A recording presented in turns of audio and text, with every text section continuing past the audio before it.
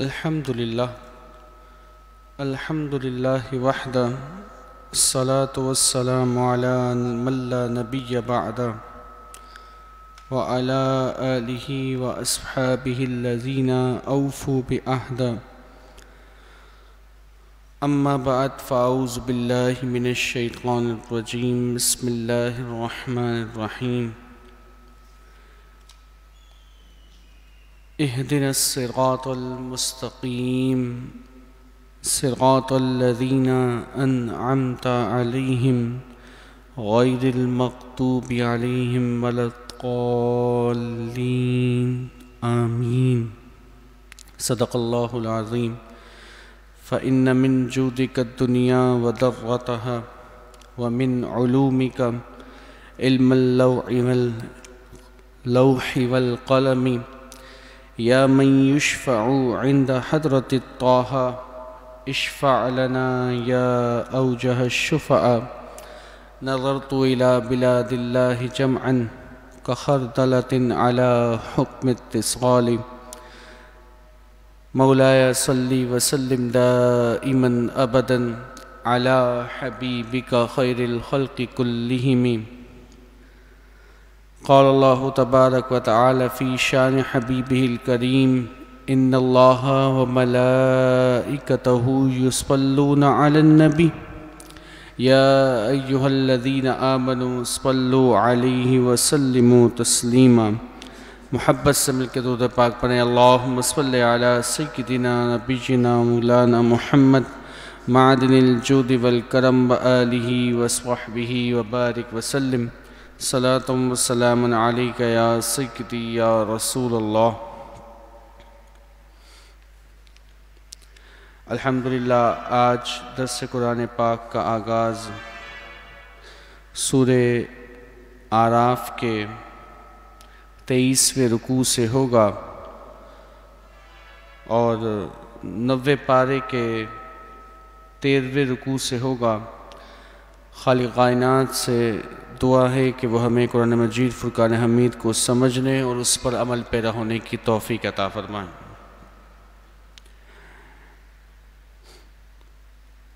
اس آیت کریمہ میں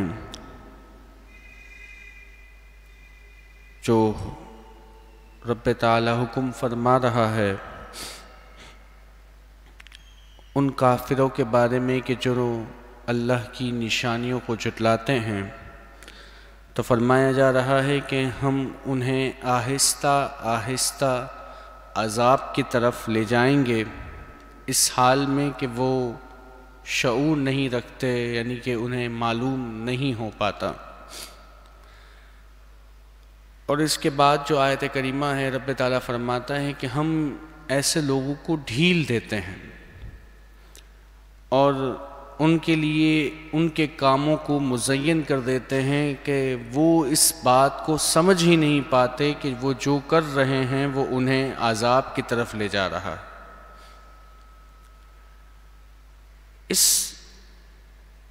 یہ جو ان آیت کریمہ میں کافروں کے بارے میں ذکر کیا گیا، یہ ساری باتیں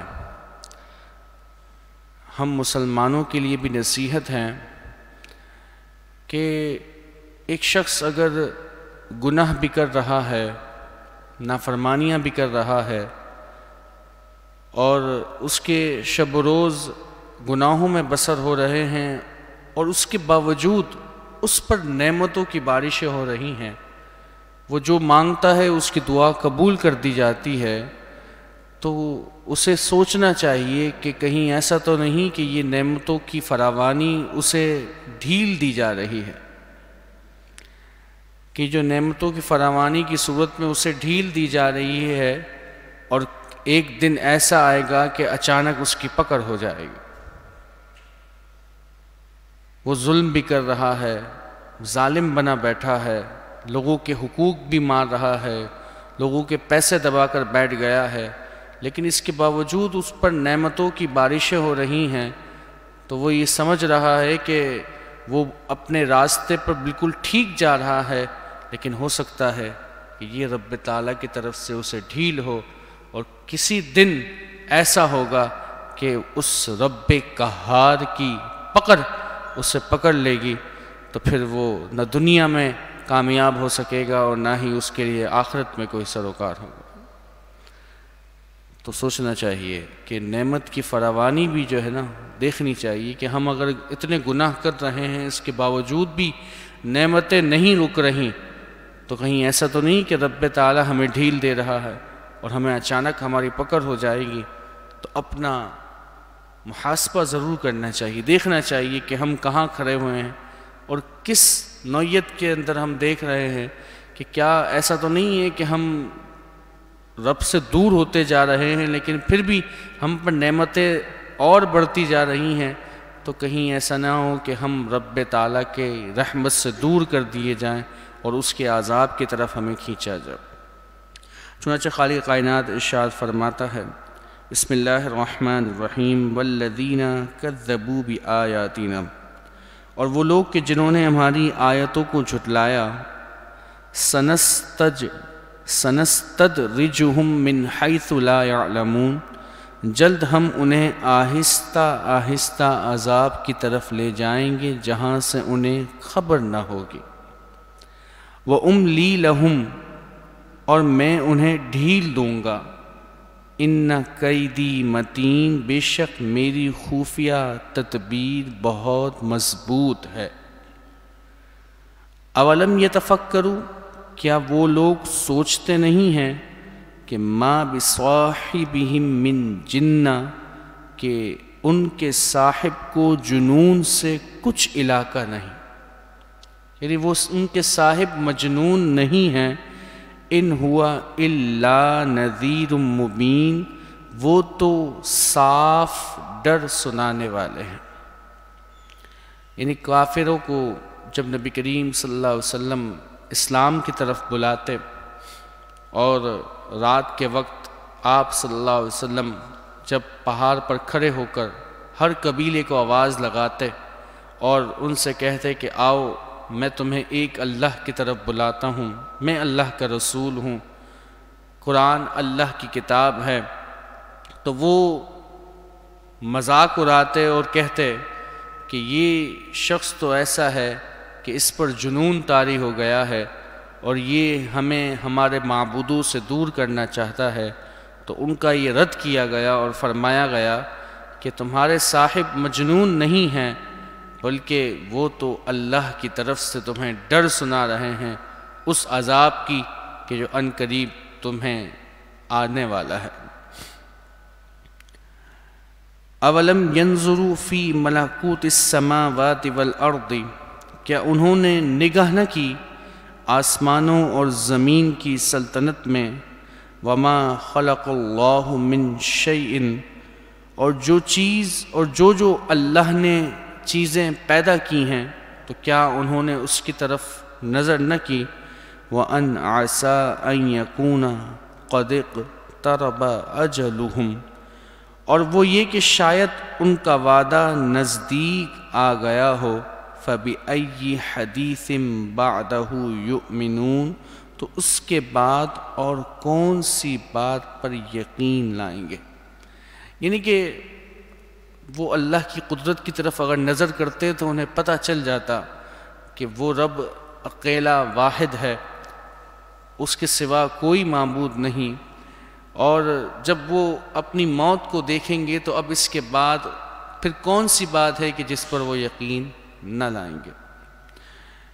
مَن یضلل اللہ فلا ہادی لہ، اور جسے اللہ گمراہ کرے اسے کوئی راہ دکھانے والا نہیں، وَيَذَرُهُمْ فِي طُغْيَانِهِمْ يَعْمَهُونَ، اور وہ انہیں چھوڑتا ہے کہ وہ اپنی سرکشی میں پھٹکا کریں۔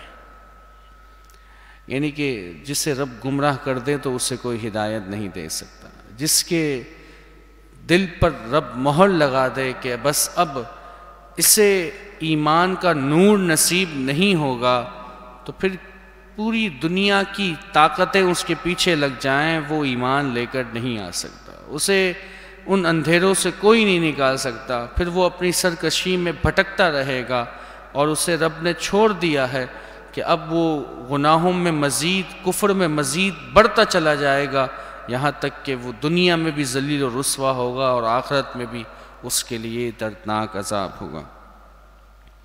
یسألونک عن الساعۃ ایان مرساہا، اے محبوب تم سے قیامت کے بارے میں پوچھتے ہیں کہ وہ کب آئے گی۔ قل، اے محبوب آپ فرما دیجئے، انما علمها عند ربی، اس کا علم تو میرے رب کے پاس ہے۔ لا یجلیہا لوقتہا الا ہو، اسے وہی اس کے وقت پر ظاہر کرے گا۔ ثقلت فی السماوات والارض، بھاری پڑ رہی ہے آسمانوں اور زمین میں۔ لا تأتیکم الا بغتہ، تم پر نہ آئے گی مگر اچانک۔ یعنی قیامت کے بارے میں یہودیوں نے نبی کریم صلی اللہ علیہ وسلم سے سوال کیا کہ اگر آپ اللہ کے نبی ہیں تو ہمیں یہ بتا دیں کہ قیامت کب آئے گی۔ اب یہاں جو یہ کہا گیا کہ قیامت کا علم رب کے پاس ہے، تو بے شک سارے علوم رب کے پاس ہیں، ہر چیز کا جاننے والا رب ہی ہے۔ ہاں اگر رب کسی کو بتا دے تو وہ اس کی مرضی ہے، وہ جسے چاہتا ہے علم غیب عطا فرماتا ہے۔ فلا یظہر علی غیبہ الا من ارتضی من رسول، وہ اپنے غیب کو ظاہر نہیں کرتا مگر جسے رسولوں میں سے چن لے۔ تو قیامت کا علم نبی کریم صلی اللہ علیہ وسلم کو عطا کیا گیا، اور آپ صلی اللہ علیہ وسلم نے بڑی تفصیل کے ساتھ قیامت سے پہلے اور اس کے قریب ترین اوقات کے بارے میں تفصیلات بیان کی ہیں، جو اس بات پر دلالت کرتی ہیں کہ رب تعالیٰ نے حضور کو قیامت کا علم دیا۔ اب حضور نے قیامت کا دن بھی بتا دیا کہ جمعے کے دن آئے گی، یہ بھی بتا دیا کہ یوم عاشورہ ہوگا، وقت بھی بتا دیا کہ اس وقت جو ہے وہ یہ معاملات ہوں گے، یہ چیزیں ظاہر ہو چکی ہوں گی، لیکن یہ نہیں بتایا کہ کس سن میں واقع ہوگا، اس کی کیا وجہ ہے۔ تو علماء نے فرمایا کہ قیامت کے بارے میں اس لیے نہیں بتایا گیا کیونکہ قرآن نے یہ کہہ دیا ہے کہ قیامت تم پر اچانک آئے گی۔ قرآن کا فرمان ہے نا، لا تأتیکم الا بغتۃ، تم پر وہ اچانک آئے گی۔ تو جب قرآن نے کہہ دیا کہ اچانک آئے گی، تو اگر حضور قیامت کے بارے میں بتا دیتے تو پھر یہ تو قرآن کی بات غلط ہو جاتی۔ اگر حضور قیامت کا سن بھی بتا دیتے تو یہ تو قرآن کی بات غلط ہو جاتی۔ تو کیونکہ قرآن کی بات برحق ہے، اس میں غلطی واقع نہیں ہو سکتی، لہٰذا اس لیے قیامت کے دن کو مخفی رکھا گیا۔ اور دوسری بات یہ کہ اگر لوگوں کو یہ پتہ ہوتا کہ فلاں سن کو فلاں تاریخ کو قیامت آنی ہے، تو لوگ پھر قیامت سے خوف نہیں رکھتے۔ آج جو لوگ یہ ڈرتے رہتے ہیں کہ پتہ نہیں کب قیامت آئے گی، تو اس خوف اور اس ڈر سے وہ رب تعالیٰ کی نافرمانی سے بچتے ہیں اور اللہ کی فرما برداری میں اپنے دن گزارتے ہیں۔ لیکن اگر یہ پتہ چل جاتا ہے کہ قیامت کس سن کو آنی ہے، تو پھر یہ سارے معاملات ہی نہ رہتے۔ تو نبی کریم صلی اللہ علیہ وسلم نے قیامت کی نشانیوں کو بیان کیا۔ ترمذی شریف کی حدیث ہے، سیدنا انس بن مالک رضی اللہ عنہ سے روایت ہے، رسول اکرم صلی اللہ علیہ وسلم نے ارشاد فرمایا، قیامت اس وقت تک قائم نہ ہوگی حتیٰ کہ زمانہ جلد جلد گزرنے لگے گا۔ سال ایک ماہ کی طرح گزرے گا، مہینہ ہفتہ کی طرح گزرے گا، ہفتہ ایک دن کی طرح گزرے گا، ایک دن ایک گھنٹے کی طرح، اور ایک گھنٹہ آگ کی چنگاری کی طرح گزرے گا۔ اسی طرح نبی کریم صلی اللہ علیہ وسلم نے ارشاد فرمایا، ابو داؤد شریف کی حدیث ہے، حضرت سلامہ بنت حر رضی اللہ تعالیٰ عنہ سے مروی ہے، آپ فرماتے ہیں حضور سید المرسلین صلی اللہ علیہ وسلم نے ارشاد فرمایا قیامت کی علامتوں میں سے یہ ہے کہ اہل مسجد امامت کرنے کے لیے ایک دوسرے سے کہیں گے اور انہیں نماز پڑھنے کے لیے کوئی امام نہ ملے گا۔ اسی طرح بخاری شریف کی حدیث ہے، حضرت انس بن مالک رضی اللہ تعالیٰ عنہ سے مروی ہے، نبی کریم صلی اللہ علیہ وسلم نے ارشاد فرمایا قیامت کی علامتوں میں سے یہ ہے کہ علم اٹھایا جائے گا اور جہالت کا ظہور ہوگا، زنا عام ہوگا، شراب پی جائے گی، مرد کم ہو جائیں گے اور عورتیں زیادہ ہوں گی، حتیٰ کہ 50 عورتوں کا کفیل ایک مرد ہوگا۔ ان میں سے چند نشانیاں ہم اپنے ارد گرد دیکھتے ہیں۔ ہم دیکھیں تو ہمیں نظر آتا ہے کہ ایک زمانہ تھا کہ ہم سوچتے تھے کہ یہ سال مکمل ہوگا تو ایک سال گزرنے میں وقت لگتا تھا، لیکن اگر ہم دیکھیں اپنے معاملات کو تو ہمیں ایسا لگتا ہے کہ ابھی تو ربیع الاول کا مہینہ آیا تھا، ابھی تو ربیع الثانی کا مہینہ آیا تھا، پھر دوبارہ آ گیا، یعنی بڑی تیزی کے ساتھ وقت گزر رہا ہے، اور اس میں مزید ابھی اضافہ ہونا ہے۔ جو جو ہم قیامت کے قریب ہوں گے اس میں مزید اضافہ ہوگا کہ سال مہینے کی طرح لگے گا، ایسا لگے گا کہ ایک مہینے میں پورا سال گزر گیا۔ اور اسی طرح اگر ہم دیگر نشانیوں کی طرف دیکھیں تو ہمیں نظر آتا ہے کہ علم اٹھایا جائے گا، اور نبی کریم صلی اللہ علیہ وسلم نے ارشاد فرمایا کہ علم کا اٹھنا ایسا نہیں ہے کہ کتابوں سے علم اٹھا لیا جائے گا یا کتابوں سے علم کو حذف کر دیا جائے گا، بلکہ علماء کہ جو علم کے وارث ہیں، علماء، ان علماء کو اللہ رب العزت اپنے پاس بلا لے گا۔ آپ دیکھیں ہمارے کتنے اکابرین علماء اس دنیا سے کوچ کر گئے۔ تو علم کا اٹھنا جو ہے وہ ایسا نہیں ہے کہ اسے سینوں سے کھینچ لیا جائے گا، بلکہ جو عالم ہے، علم رکھنے والا ہے، اسے اس دنیا سے اٹھا لیا جائے۔ پھر کیا ہوگا؟ لوگ جاہلوں سے سوال کریں گے، ایسا ہی ہے نا، جاہلوں سے سوال کریں گے نا۔ کیوں؟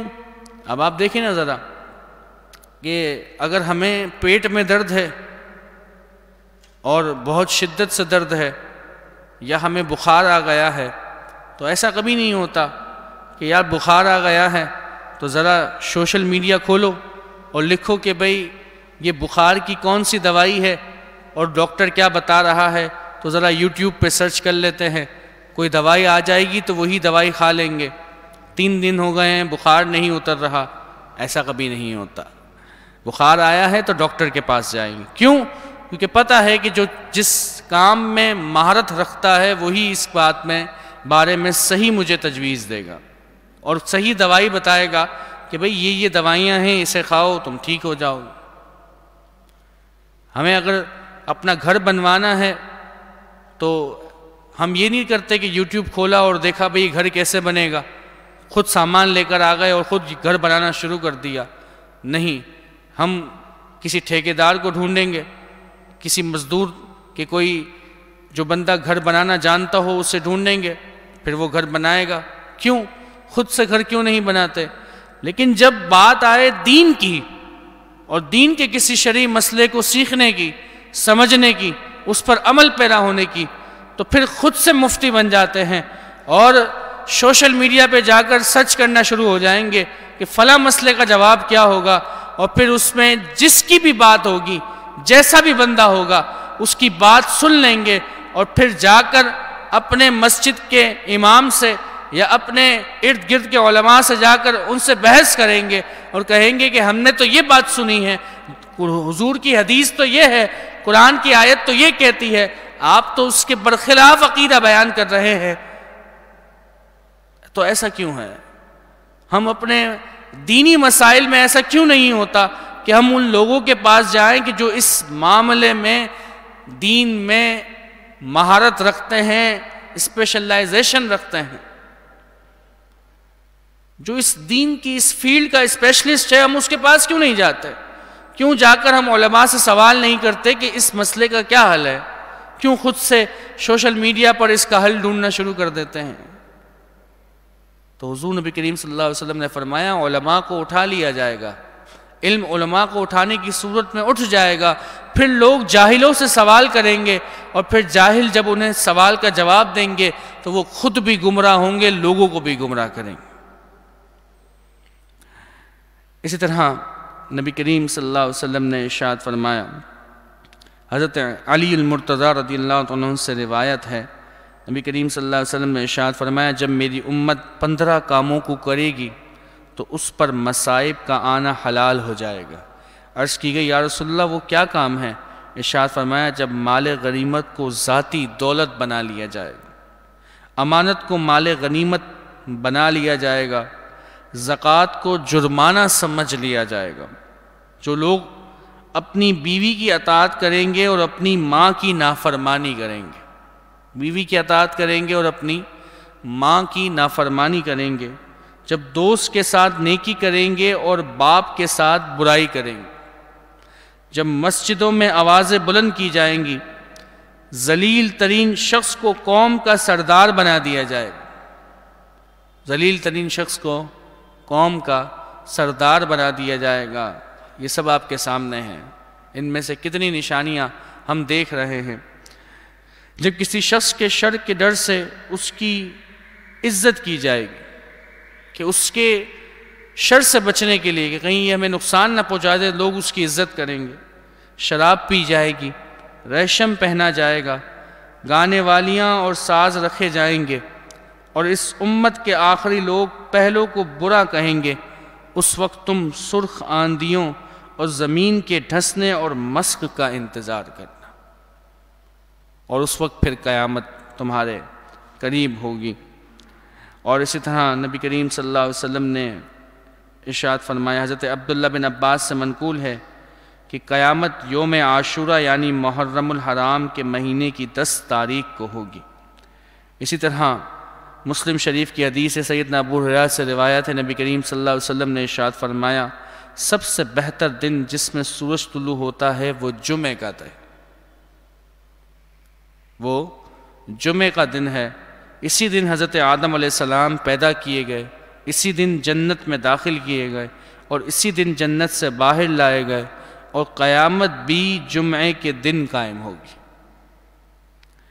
حضرت عبداللہ بن سلام فرماتے ہیں اللہ تعالیٰ نے جمعے کی آخری ساعت میں حضرت آدم علیہ السلام کو پیدا کیا، اور اسی ساعت میں قیامت قائم ہوگی۔ تو نبی کریم صلی اللہ علیہ وسلم نے ہمیں یہ بھی بتا دیا کہ جمعے کے دن قیامت قائم ہوگی، یہ بھی بتا دیا کہ یوم عاشورہ ہوگا، اور قیامت کی کئی نشانیاں بھی ہمیں بیان کر دی۔ تو یہ اس بات پر دلالت کرتی ہے کہ نبی کریم صلی اللہ علیہ وسلم کے پاس قیامت کا علم موجود تھا، لیکن نہ بتانے کی کیا وجہ تھی وہ میں نے آپ کے سامنے بیان کی، کہ پہلی وجہ تو یہ کہ اگر حضور قیامت کا وقت بتا دیتے تو جو قرآن کا حکم ہے کہ یہ تم پر اچانک آئے گی، یہ قرآن کا حکم جو ہے یہ اس کے برخلاف ہو جاتا، اور اگر لوگوں کو یہ پتہ چل جاتا کہ قیامت کس سن میں آنی ہے اور کس دن میں آنی ہے، تو پھر لوگ جو ہے وہ قیامت کا انتظار نہ کرتے، اس سے خوف نہ کرتے، اور اللہ رب العزت کی نافرمانیوں میں مبتلا ہو جاتے۔ تو فرمایا تم پر وہ اچانک آئے گی، یسألونک کأنک حفی عنہا، تم سے ایسے پوچھتے ہیں گویا تم نے اسے خوب تحقیق کر رکھا ہے۔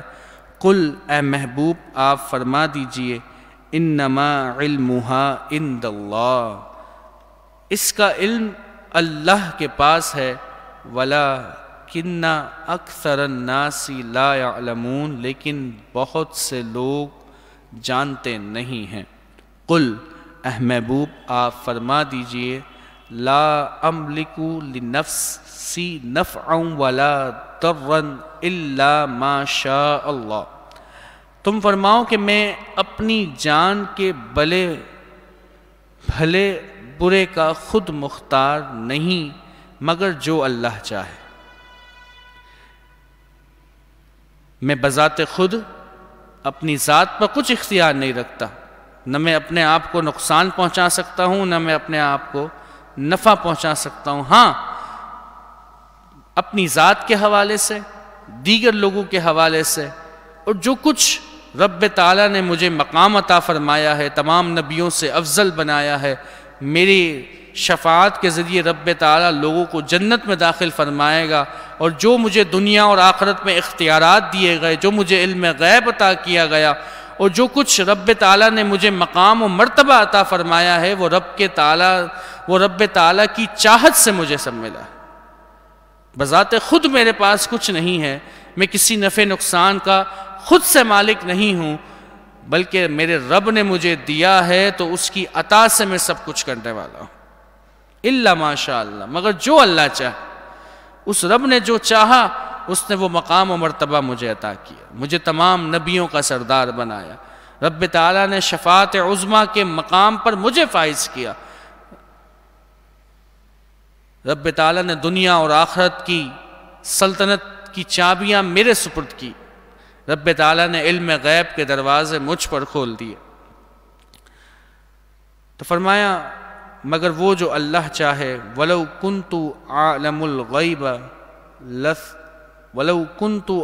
الْغَيْبَ لَاسْتَكْثَرْتُ مِنَ الْخَيْرِ، اور اگر میں غیب جان لیا کرتا تو یوں ہوتا کہ میں نے بہت بھلائی جمع کر لی۔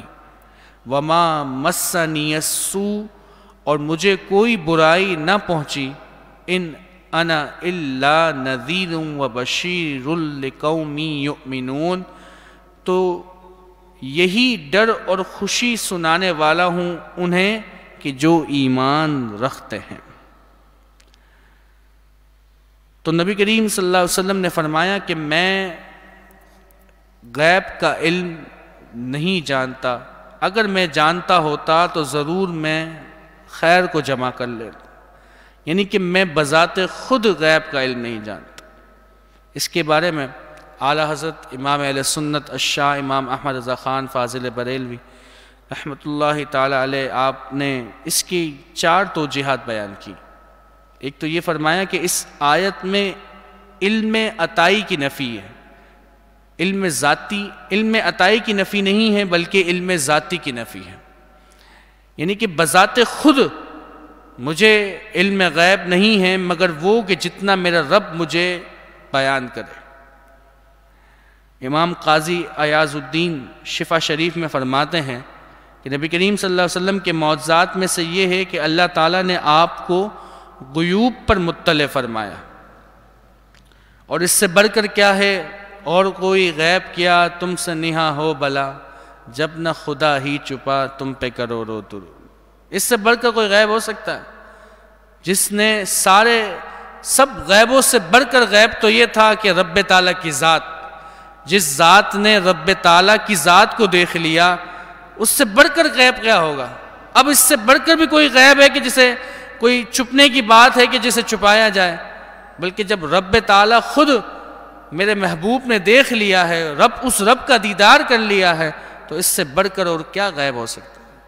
اور کوئی غیب کیا تم سے نہا ہو بلا، جب نہ خدا ہی چھپا تم پہ کرو رو درود۔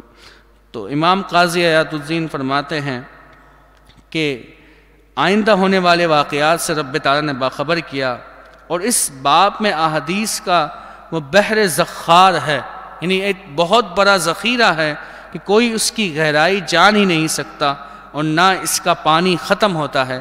آپ صلی اللہ علیہ وسلم کے معجزات میں سے یہ ایک ایسا معجزہ ہے کہ جو یقین اور وثوق سے معلوم ہے، اور ہم تک اس کی خبریں متواتر طریقے سے کثرت سے پہنچی ہیں، اور غیب پر اطلاع ہونے پر ان حدیث کے معنی و مطالب آپس میں متحد ہیں۔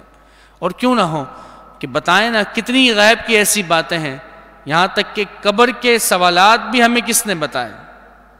قبر کا علم تو مخفی ہے نا، کوئی بھی نہیں جانتا کہ قبر میں کیا ہونا ہے، لیکن حضور نے بتا دیا نا کہ 3 سوال ہونے ہیں، من ربک ما دینک ما کنت تقول فی حق ھذا الرجل۔ حضور نے سوال بھی بتا دیے اور اس کے جواب بھی بتا دیے۔ تو یہ غیب کا علم نہیں ہے تو اور کیا ہے؟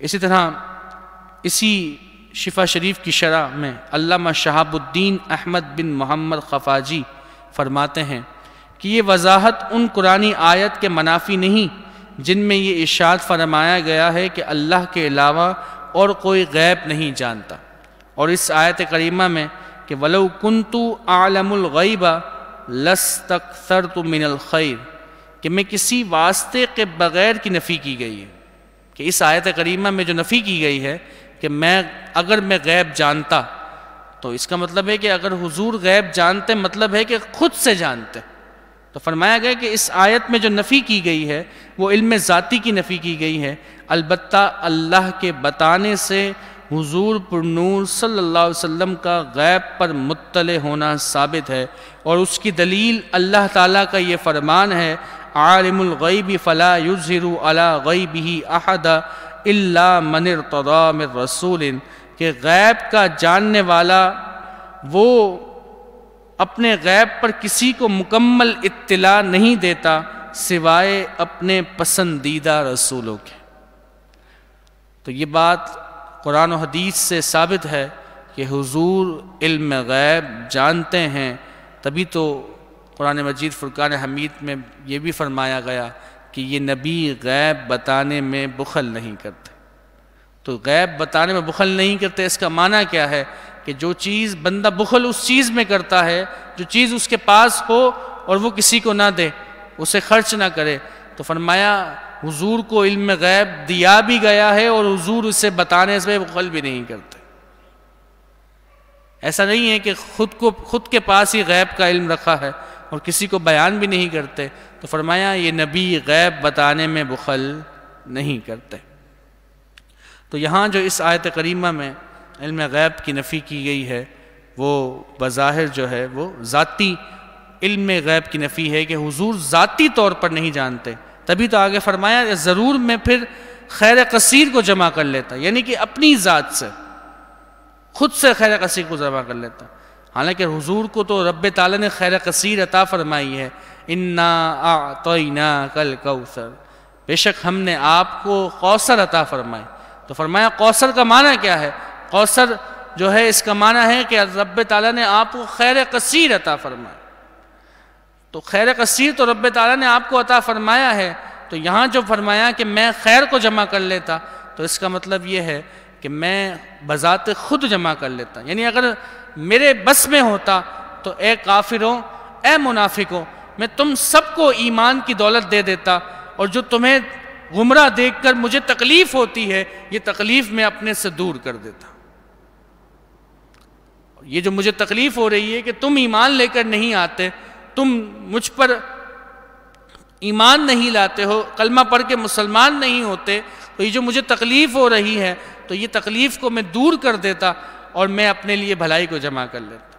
لیکن میں بذات خود کسی چیز کا مالک نہیں ہوں، ہاں جتنا میرا رب مجھے عطا کرتا ہے میں اس کا مالک ہوں۔ یہاں رکوع کا اختتام ہوا، محبت سے درود پاک پڑھیں، اللہم صلی علی سیدنا مجدنا مولانا محمد معدن الجود والکرم وآلہ وصحبہ وبارک وسلم، صلاۃ والسلام علیک یا سیدی یا رسول اللہ۔ اس رکوع کے ابتدا میں جو آیت کریمہ ہے اس میں یہ مثال دے کر فرمایا گیا کہ کافر کی مثال ایسی ہے کہ جب اس کے یہاں بچے کی پیدائش ہوتی ہے تو وہ رب تعالیٰ کی نافرمانی کرنے لگتے ہیں اور اس کے ساتھ شرک کرنے لگتے ہیں، حالانکہ اس رب نے انہیں بچے کی دولت سے نوازا ہے، لیکن اس کے باوجود وہ اس رب کے ساتھ شرک کرتے ہیں اور ایسے لوگوں کو پکارتے ہیں کہ جو کچھ بھی نہیں کر سکتے۔ یعنی اس پورے رکوع کے اندر رب تعالیٰ نے بتوں کی مذمت بیان کی ہے اور یہ بتایا ہے کہ یہ کافر ایسے بتوں کو پوجتے ہیں، نہ ان کے ہاتھ ہیں، نہ پاؤں ہیں، نہ وہ خود سے کچھ کر سکتے ہیں، جو خود بے بس ہے وہ کسی کے لیے کیا کر سکے گا۔ اگر بظاہر ایک انسان کی بھی بات کی جائے تو انسان کے پاس ہاتھ بھی ہوتے ہیں، پاؤں بھی ہوتے ہیں، کان بھی ہوتے ہیں جس سے وہ سن سکتا ہے، ہاتھ ہوتے ہیں پکڑ سکتا ہے، پاؤں ہوتے ہیں اس سے چل سکتا ہے، لیکن یہ بت تو ان کے پاس کچھ بھی نہیں ہے۔ تو انسان ان سے افضل ہے، تو جب ایک انسان کے جسے رب نے پیدا کیا وہ ان بتوں سے افضل ہے کہ اس کے پاس ہاتھ بھی ہیں، پاؤں بھی ہیں، کان بھی ہیں، زبان بھی ہے، تو وہ ان بتوں سے افضل ہے۔ تو جو مخلوق بتوں سے افضل ہے تو خالق کیسے اس کے برابر ہو سکتا؟ تو اس کے بارے میں ذکر فرمایا گیا، چنانچہ خالق کائنات ارشاد فرماتا ہے وَالَّذِي خَلَقَكُم مِّن نَفْسٍ وَاحِدَةٍ وَجَعَلَ مِنْهَا زَوْجَهَا لِيَسْكُنَ إِلَيْهَا، وہی ہے کہ جس نے تمہیں ایک جان سے پیدا کیا اور اسی میں سے اس کا جوڑا بنایا کہ اس سے چین پائے، یعنی حضرت آدم علیہ السلام کو پیدا کیا اور آپ کی پسلی سے حضرت حوا رضی اللہ تعالی عنہا کو پیدا فرمایا۔ فَلَمَّا تَغَشَّاهَا حَمَلَتْ حَمْلًا خَفِيفًا فَمَرَّتْ بِهِ، پھر جب مرد اس پر چھایا اسے ایک ہلکا سا پیٹ رہ گیا تو اسے لے کر وہ پھرتی ہے، یعنی جب ایک مرد عورت کے قریب آیا تو وہ پیٹ سے ہو گئی اور پھر وہ اس حمل کو لے کر پھرتی ہے۔ فَلَمَّا أَثْقَلَتْ دَعَوَا اللَّهَ رَبَّهُمَا، پھر جب اس پر وقت آگ پڑا، یعنی کہ وہ جب بوجھل پڑی تو دونوں نے اللہ اپنے رب سے دعا کی۔ کیا دعا کی؟ لَإِنْ آتَيْتَنَا صَالِحًا لَنَكُونَنَّ مِنَ الشَّاكِرِينَ، کہ ضرور اگر تو ہمیں جیسا چاہے بچہ دے گا تو بے شک ہم شکر گزار ہوں گے۔ فَلَمَّا آتَاهُمَا صَالِحًا، پھر جب اس نے انہیں جیسا چاہے بچہ عطا فرمایا، جَعَلَا لَهُ شُرَكَاءَ فِي مَا آتَاهُمَا، تو انہوں نے اس کی عطا میں اس کا شریک ٹھہرایا، اس کی عطا میں اس کا شریک ٹھہرایا۔ فَتَعَالَى اللَّهُ عَمَّا يُشْرِكُونَ، تو اللہ بہت بلند ہے اس سے کہ جو وہ شرک کرتے ہیں۔ آیُشْرِكُونَ مَا لَا يَخْلُقُ شَيْئًا وَهُمْ يُخْلَقُونَ، کیا وہ اسے شریک کرتے ہیں کہ جو کچھ نہ بنائے اور وہ خود بنائے ہوئے ہیں، یعنی خود تو وہ کچھ پیدا نہیں کرتے، الٹا وہ خود بنائے جاتے ہیں۔ وَلَا يَسْتَطِيعُونَ لَهُمْ نَصْرًا وَلَا أَنفُسَهُمْ يَنْصُرُونَ، اور نہ وہ ان کو کوئی مدد پہنچا سکے اور نہ اپنی جانوں کی مدد کرے۔ وَإِن تَدْعُوهُمْ إِلَى الْهُدَىٰ، اور اگر تم انہیں راہ کی طرف بلاؤ، لَا يَتَّبِعُوكُمْ، تو تمہارے پیچھے نہیں آئیں گے۔ تم اگر اپنے پاس بھی انہیں بلاؤ گے نا تو بھی چل کر تمہارے پیچھے نہیں آئیں گے۔ سواء علیکم ادعوتموہم ام انتم صامتون، برابر ہے تم پر کہ تم انہیں پکارو یا تم خاموش رہو، برابر ہے۔ ان الذین تدعون من دون اللہ عباد امثالکم، بے شک وہ لوگ کہ جن کو تم اللہ کے سوا پوچھتے ہو تمہاری طرح بندے ہیں، تمہاری مثل اللہ کے بندے ہیں وہ بھی۔ فَادْعُوهُمْ فَلْيَسْتَجِيبُوا لَكُمْ إِن كُنتُمْ صَادِقِينَ، تو انہیں پکارو پھر وہ تمہیں جواب دیں اگر تم سچے ہو۔ جن بتوں کو تم پوج رہے ہو وہ تو خود رب کی مخلوق ہے، رب کے بندے ہیں تمہاری مثل، تو پھر تم اگر یہ سمجھتے ہو کہ یہی رب ہے اور یہی تمہیں دینے والے ہیں تو پھر تم انہیں پکارو، ان کی عبادت کرو، تو دیکھو اگر یہ تمہیں جواب دیں تو چاہیے کہ یہ تمہیں جواب دیں اگر تم سچے ہو، یعنی اگر تم اپنی بات میں سچے ہو تو ضرور یہ تمہاری بات کا جواب دیں گے، لیکن یہ تمہیں کبھی بھی جواب نہیں دیں گے۔ اب اس آیت کریمہ میں جو یہ فرمایا گیا کہ تمہاری مثل بندے ہیں، تدعون، تم پکارتے ہو، تو اب بہت سارے ایسے لوگ ہیں کہ جو دین میں بگاڑ پیدا کرنے کی کوشش کرتے ہیں۔ آپ نے اس رکوع کی ابتدا سے دیکھا نا، کس کا ذکر ہے؟ بتوں کا ذکر ہے نا، اور کیا فرمایا جا رہا ہے کہ شرک کرتے ہیں۔ پیچھے سے بات اگر ہم دیکھیں تو فرمایا کہ اس نے شریک بنا لیا کہ جس میں جو اللہ نے انہیں عطا کیا، اور اللہ بہت بلند ہے اس سے کہ جو وہ شرک کرتے ہیں۔ تو بات پیچھے سے کس کی چل رہی ہے؟ شرک کی، اور بتوں کی بات چل رہی ہے کہ یہ بتوں کو رب کے ساتھ شریک ٹھہراتے ہیں۔ لیکن بہت سارے لوگ اس آیت کریمہ کو اولیاء اللہ پر فٹ کرنے کی کوشش کرتے ہیں، یعنی جو لوگ مزارات پر جاتے ہیں اور اللہ رب العزت سے مانگتے ہیں ان اولیاء کے وسیلے سے، تو لوگ پھر ان پر شرک کا فتویٰ لگاتے ہیں۔ جو رب تعالیٰ نے اپنے پسندیدہ بندوں کو، اپنے چنے ہوئے بندوں کو اختیارات دیے ہیں، اور جو انہیں تصرف کرنے کا اختیار دیا ہے، اس تصرف کو دیکھتے ہوئے جب لوگ ان سے مانگتے ہیں تو لوگ اس سے سمجھتے ہیں کہ یہ لوگ شرک کر رہے ہیں، ان پر شرک کے فتوے لگائے جاتے ہیں۔ اور یہی آیت کریمہ پڑھی جاتی ہے کہ جنہیں تم اللہ کے سوا جن بندوں کو پوچھ رہے ہو وہ تمہاری مثل بندے ہیں، تو تمہیں چاہیے کہ تم انہیں پکارو تو وہ تمہیں جواب دیں اگر تم سچے ہو۔ حالانکہ اگر ہم پیچھے سے رابطہ دیکھیں تو یہ ایک آیت پڑھ دیتے ہیں بیچ میں سے، اور لوگوں کو کیا کرتے ہیں؟ گمراہ کرتے ہیں، اور یہ بتاتے ہیں کہ گویا کہ یہ جو لوگ کر رہے ہیں، یہ جو سنی کر رہے ہیں، یہ شرک کر رہے ہیں۔ حالانکہ شرک اس وقت ہوگا کہ جب کوئی اللہ کے بندے کو خدا سمجھ کے پکارے گا، یہ سمجھ کے پکارے گا کہ یہ بذات خود میری مدد کرنے والا ہے، اسے کسی نے عطا نہیں کیا، یہ بذات خود میری مدد کرے گا، اس کے اوپر کوئی نہیں ہے، یہی خدا ہے۔ اور الحمدللہ ثم الحمدللہ ہمارے جتنے بھی سنی حضرات ہیں، جب بھی وہ کسی ولی کے مزار پر جاتے ہیں، کسی کے بھی دل میں یہ عقیدہ نہیں ہوتا کہ یہ ولی جو ہے یہ خدا ہے۔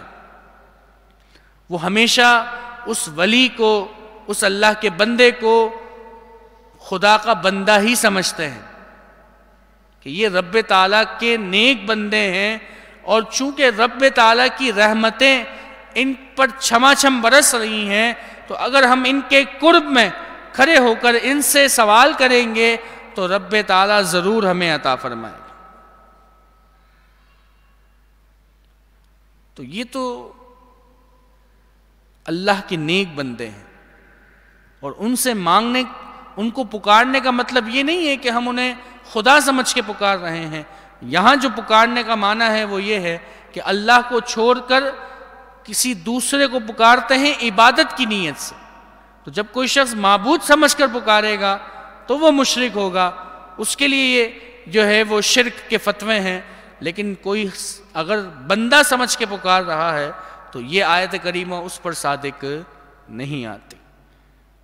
تو کوئی بھی شخص اگر آپ کے سامنے اس طرح کی آیتیں پڑھنے کی کوشش کرے تو اس سے کہیں کہ بھائی پیچھے تو دیکھو بات کس کی چل رہی ہے، پیچھے سے ذرا ربط تو ملاؤ کہ یہ آیت کریمہ کا پیچھے پس منظر کیا چل رہا ہے۔ یہ درمیان میں سے آیت اٹھا کر آپ یہ کہتے ہو کہ دیکھو قرآن میں یہ لکھا ہوا ہے، اور پھر اپنی مسجدوں کے باہر بڑے بڑے الفاظوں میں لکھا دیا جاتا ہے کہ یہ مسجد اللہ کا گھر ہے، اس میں کسی اور کو نہ پکارا جائے۔ حالانکہ وہ آیت بھی جو ہے اس کا معنی بھی یہی ہے کہ خدا سمجھ کے نہ پکارا جائے۔ اللہ رب العزت ہمیں ایسے لوگوں کے فتنوں سے محفوظ فرمائے اور ہمارے ایمان کی حفاظت فرمائے۔ تو فرمایا الہم ارجل یمشون بہا، کیا ان کے پاؤں ہیں کہ جن سے وہ چلیں؟ ام لہم اید یبطشون بہا، کیا ان کے ہاتھ ہیں کہ جس سے وہ پکڑیں؟ ام لہم اعین یبصرون بہا، کیا ان کے لیے آنکھیں ہیں کہ جس سے وہ دیکھیں؟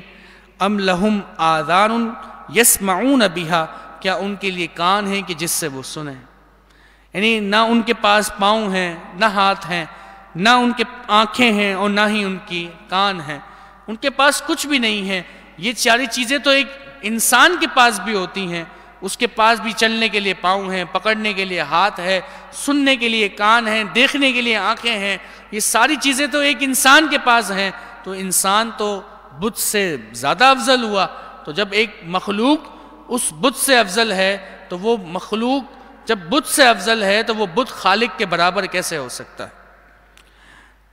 قُلِ ادْعُوا شُرَكَاءَكُمْ ثُمَّ كِيدُونِي فَلَا تُنظِرُونَ، اے محبوب آپ فرما دیجئے کہ تم اپنے شریکوں کو پکارو، پھر تم مجھ پر داؤ چلو اور تم مجھے مہلت نہ دو.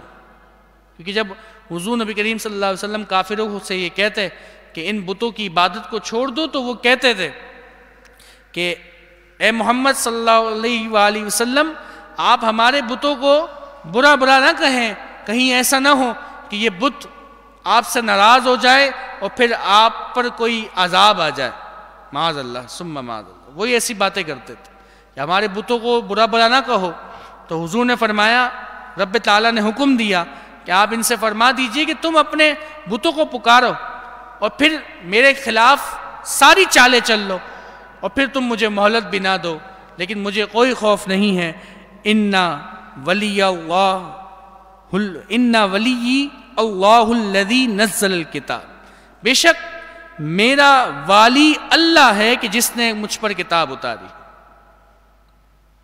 میرا والی اللہ ہے. یہ بات اگر ایک مسلمان سمجھ لے نا تو پھر وہ کبھی بھی جو ہے کسی دوسرے کی طرف جائے گا ہی نہیں، کسی غلط کام کی طرف جائے گا ہی. وہ یہ سوچ ہی نہیں سکتا کہ میرا کوئی کچھ بگاڑ سکتا. یہ خوف ہو جاتا ہے نا کہ فلاں بندہ جو ہے وہ میرے خلاف یہ کام کر رہا ہے، وہ کام کر رہا ہے، یہ ہو جائے گا، وہ ہو جائے گا. عجیب و غریب قسم کے وسوسے اپنے دل میں آتے ہیں. تو کوئی بندہ کتنی بھی چالیں چل لے، کوئی آپ کو ساتھ کتنی بھی دشمنیاں نبھا لے، اگر آپ کا تصور یہ ہے، آپ کا یقین کامل یہ ہے کہ میرا رب میرا والی ہے، تو پھر آپ کا کوئی بال بھی باقا نہیں کر سکتا. رب پہ بھروسہ رکھیں، رب تعالیٰ جو ہے مدد فرمانے والا ہے. وَهُوَ يَتَوَلَّى الصَّالِحِينَ، اور وہ نیکوں کو دوست رکھتا ہے. وَالَّذِينَ تَدْعُونَ مِن دُونِهِ، اور وہ لوگ جنہیں اس کے سوا پوچھتے ہو، لا يستطيعون نصركم ولا انفسهم ينصرون، وہ تمہاری مدد نہیں کر سکتے اور نہ خود اپنی مدد کریں گے. وَإِن تَدْعُوهُمْ إِلَى الْهُدَىٰ، اور اگر تم انہیں راہ کی طرف بلاؤ، لا يسمعون، تو وہ نہ سنیں گے. وَتَرَاهُمْ يَنظُرُونَ إِلَيْكَ وَهُمْ لَا يُبْصِرُونَ، اور تو انہیں دیکھے گا وہ تیری طرف دیکھ رہے ہیں. وَهُمْ لَا يُبْصِرُونَ، اور وہ انہیں کچھ بھی نہیں سوچتا، یعنی انہیں کچھ بھی نظر نہیں آتا. یعنی کہ یہ کافر اے محبوب بظاہر آپ کو دیکھ رہے ہیں، لیکن حقیقتاً وہ دل کی آنکھوں سے آپ کو نہیں دیکھ سکتا. کسی نے پوچھا نا کہ ابو جہل نے بھی تو حضور کو دیکھا، تو وہ ایمان لے کر کیوں نہیں آیا؟ تو جواب یہ دیا گیا کہ ابو جہل نے تو حضور کو دیکھا ہی نہیں، اس نے تو محمد بن عبداللہ کو دیکھا. اگر وہ اللہ کے رسول کو دیکھ لیتا تو ضرور ایمان لے آتا. تو اصل دیکھنا آنکھوں سے نہیں ہے، اصل دیکھنا دل کی آنکھوں سے. جس نے دل کی آنکھوں سے دیکھا تو وہ ایمان لے کر آیا. تو ابو جہل نے تو حضور کو دیکھا ہی نہیں، میرے مصطفیٰ کو ابو جہل نے دیکھا ہی نہیں. کہا اس نے تو محمد بن عبداللہ کو دیکھا. اگر وہ حضور کو دیکھ لیتا تو ضرور وہ ایمان لے آتا. فرمایا خذ العفو وأمر بالعرف وأعرض عن الجاہلین، تو اے محبوب معاف کرنا اختیار کرو اور بھلائی کا حکم دو اور جاہلوں سے منہ موڑ لو. وَإِمَّا يَنزَغَنَّكَ مِنَ الشَّيْطَانِ نَزْغٌ فَاسْتَعِذْ بِاللَّهِ، اور اے سننے والے اگر شیطان تجھے کوئی وسوسہ تیرے دل میں ڈال دے یا کوئی بات تیرے دل میں ڈال دے تو اللہ کی پناہ مانگ، بے شک وہی سنتا جانتا ہے. ان الذین اتقوا اذا مسهم طائف من الشیطان تذکروا فاذا هم مبصرون، بے شک وہ جو ڈر والے ہیں جب انہیں کسی شیطانی خیال کی ٹھیس پہنچتی ہے تو وہ ہوشیار ہو جاتے ہیں، اسی وقت ان کی آنکھیں کھل جاتی. جب انہیں کوئی شیطان کی طرف سے وسوسہ ملتا ہے، کوئی سی بات ملتی ہے، اور پھر جب انہیں خیال آتا ہے کہ یہ میں کیا کرنے جا رہا ہوں، تو پھر وہ ٹھہر جاتے ہیں، ان کی آنکھیں کھل جاتی ہیں. وَإِخْوَانُهُمْ يَمُدُّونَهُمْ فِي الْغَيِّ ثُمَّ لَا يُقْصِرُونَ، اور وہ جو شیطان کے بھائی ہیں تو شیطان انہیں گمراہی میں کھینچتے ہیں، پھر وہ کمی نہیں کرتے، یعنی پھر مزید وہ گمراہی میں کھینچتے چلے جاتے ہیں۔ وَإِذَا لَمْ تَأْتِهِمْ بِآیَةٍ قَالُوا لَوْ لَجْتَبَیْتَهَا، اور جب ان کے پاس آپ کوئی نشانی لے کر نہیں آتے تو وہ کہتے ہیں کہ تم نے دل سے کیوں نہ بنا لی، یعنی خود سے کیوں نہ بنا لی۔ یعنی جب کافروں کے پاس حضور کوئی آیت کوئی نشانی لے کر نہیں آتے تو وہ کہتے ہیں کہ اے محبوب، وہ کہتے ہیں کہ آپ اپنی طرف سے بنا لیں۔ قالوا لو لجتبیتها، آپ اپنی طرف سے کیوں نہیں بنا لیتے؟ قل، اے محبوب آپ فرما دیجئے، انما اتبع ما یوحى الی من ربی، بے شک بات یہ ہے کہ میں اسی کی پیروی کرتا ہوں کہ جو میری طرف میرے رب کی طرف سے وحی کی جاتی۔ ھذا بصائر من ربکم وہدی ورحمۃ لقوم یؤمنون، یہ تمہارے رب کی طرف سے آنکھیں کھولنا ہے اور ہدایت ہے اور مسلمانوں کے لیے رحمت ہے۔ وَإِذَا قُرِئَ الْقُرْآنُ فَاسْتَمِعُوا لَهُ وَأَنصِتُوا لَعَلَّكُمْ تُرْحَمُونَ، اور جب قرآن پڑھا جائے تو اسے کان لگا کر سنو اور خاموش رہو کہ تم پر رحم ہو۔ تو جب بھی قرآن مجید فرقان حمید کی تلاوت کی جائے تو خاموشی سے تلاوت کو سنا جائے اور ہمتن گوش ہو کر سنا جائے۔ وَاذْكُرْ رَبَّكَ فِي نَفْسِكَ تَضَرُّعًا وَخِيفَةً وَدُونَ الْجَهْرِ مِنَ الْقَوْلِ بِالْغُدُوِّ وَالْآصَالِ وَلَا تَكُن مِّنَ الْغَافِلِينَ، اور اپنے رب کو اپنے دل میں یاد کرو، آہ و غزاری کرتے ہوئے، ڈرتے ہوئے اور بے آواز نکالے، یعنی پست آواز میں رب کا ذکر کرو، صبح بھی اور شام بھی، اور غافلوں میں سے نہ ہو جانا۔ ان الذین عند ربک لا یستکبرون عن عبادتہ ویسبحونہ وَلَهُ يَسْجُدُونَ، بے شک وہ جو تیرے رب کے پاس ہیں اس کی عبادت سے تکبر نہیں کرتے اور اس کی پاکی بولتے ہیں اور اسی کو سجدہ کرتے ہیں۔ یہاں جو آیت کریمہ تلاوت کی گئی وہ آیت سجدہ تھی، تو جن جن لوگوں نے اس کو سنا ہے ان تمام پر سجدہ تلاوت لازم ہو گیا۔ تو آپ تمام سے گزارش ہے کہ آپ ابھی سجدہ تلاوت کر لیں، تاکہ کہیں ایسا نہ ہو کہ کسی کام کی وجہ سے آپ جو ہے کہیں آگے پیچھے چلے جائیں اور پھر آپ کو یاد نہ رہے۔ تو میں بھی سجدہ تلاوت کر رہا ہوں، آپ تمام بھی سجدہ تلاوت ادا کریں۔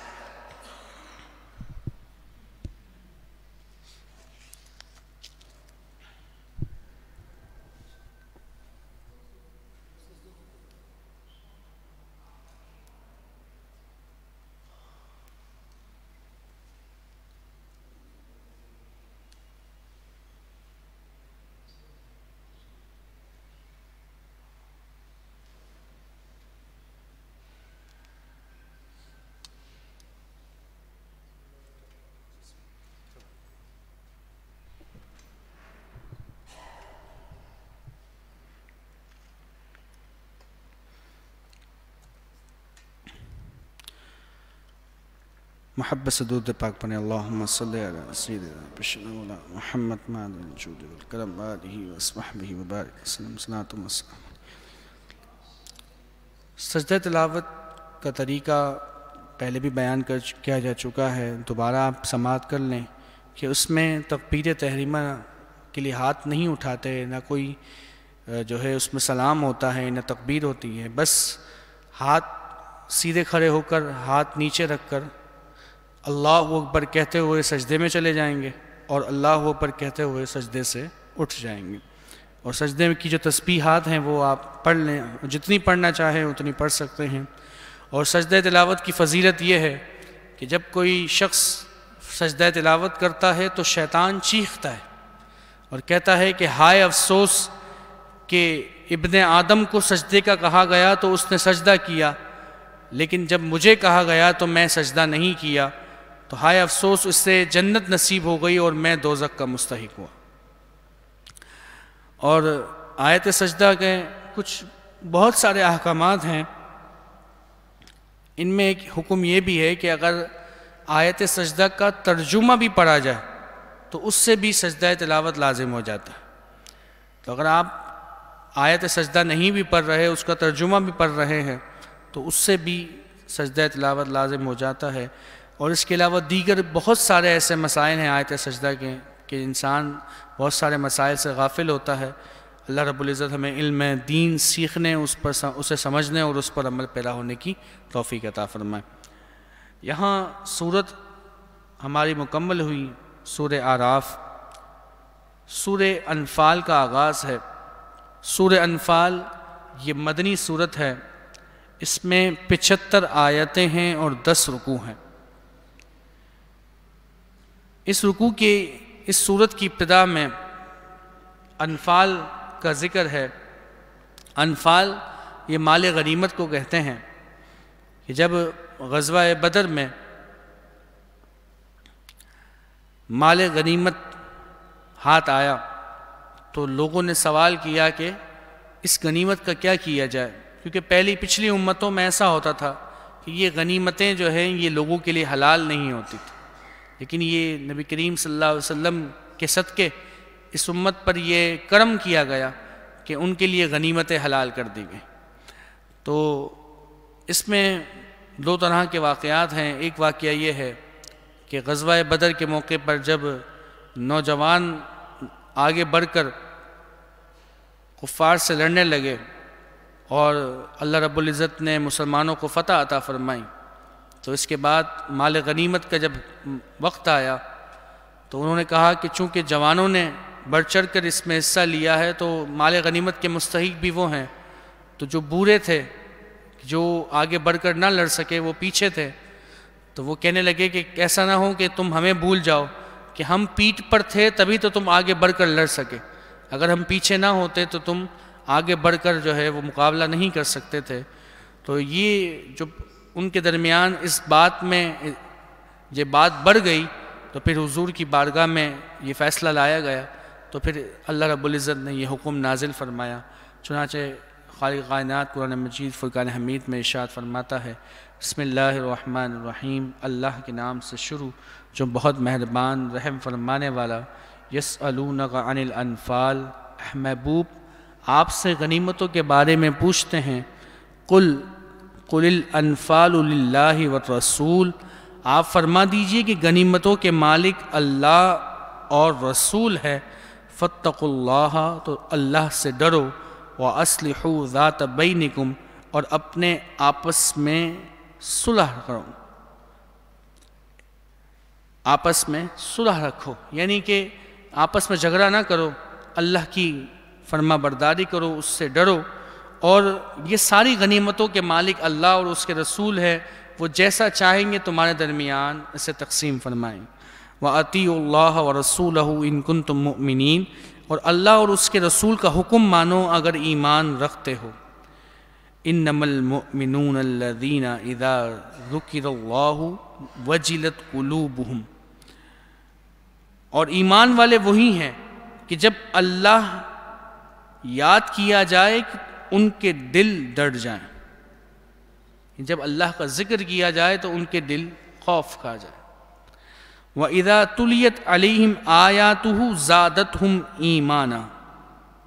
دوسری نشانی، مومن کی 3 نشانیاں یہاں بیان. پہلی نشانی یہ بیان ہوئی کہ جب اللہ کا ذکر ہو تو اس کا دل خوف کرے، اللہ کے خوف سے اس کا دل ڈر جائے.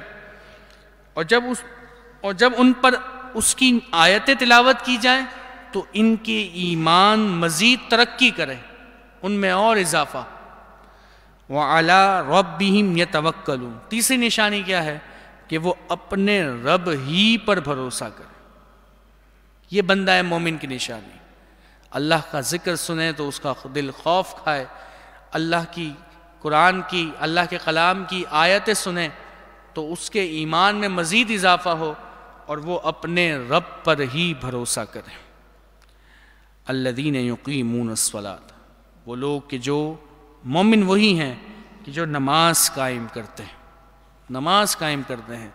وَمِمَّا رَزَقْنَاهُمْ يُنْفِقُونَ، اور ہمارے دیے ہوئے میں سے ہماری راہ میں خرچ کرتے ہیں. ہمارے دیے ہوئے میں سے ہماری راہ میں خرچ کرتے ہیں۔ اولئک ھم المؤمنون حقا، یہی پکے مومن ہیں، سچے مومن ہیں۔ لہم درجات عند ربہم ومغفرۃ ورزق کریم، ان کے لیے ان کے رب کے ہاں درجے ہیں اور بخششیں ہیں اور عزت کی روزی ہیں۔ اگلی آیت کریمہ میں رب تعالیٰ نے غزوہ بدر کا واقعہ ہے۔ غزوہ بدر کے موقع پر مسلمانوں کے پاس دو لشکر تھے۔ ایک تو وہ قافلہ کے جو ابو سفیان ملک شام سے لا رہے تھے، آپ اس وقت ایمان نہیں لائے تھے، تو وہ ملک شام سے قافلہ جو آ رہا تھا، اور دوسرا وہ گروہ کہ جو مکے سے روانہ ہوا تھا مسلمانوں سے جنگ کرنے کے لیے۔ تو یہ دونوں لشکر تھے۔ تو چونکہ مسلمان تو ابو سفیان رضی اللہ تعالیٰ عنہ کے لشکر جو قافلہ تھا اس کے لیے نکلے تھے کہ ہم اسے پکڑ لیں گے اور ان کا مال وغیرہ ہم حاصل کر لیں گے، لیکن وہ قافلہ تو ان کے ہاتھ نہ آیا مسلمانوں کے۔